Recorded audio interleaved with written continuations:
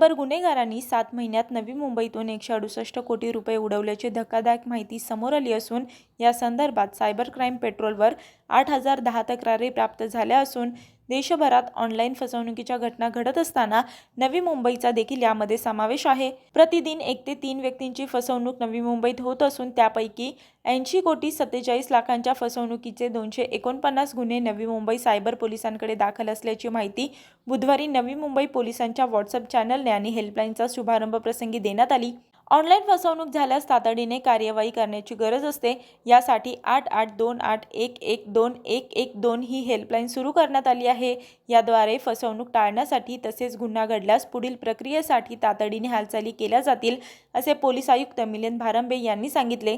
चालू वर्षात 7 महिन्यात नवी मुंबई पोलीस आयुक्तालय क्षेत्रातून सायबर गुन्हेगारांनी 8010 गुन्ह्यातून 168 कोटी रुपये हडपले आहेत।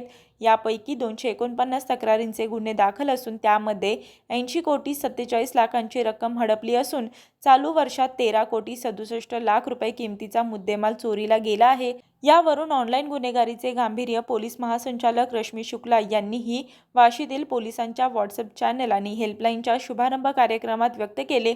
यावेळी आयुक्त मिलिंद भारंबे यांच्यासह अतिरिक्त आयुक्त दीपक साकोरे, उपायुक्त अमित काळे हे उपस्थित होते। मी वर्षा काटेकर, योद्धा न्यूज, नवी मुंबई।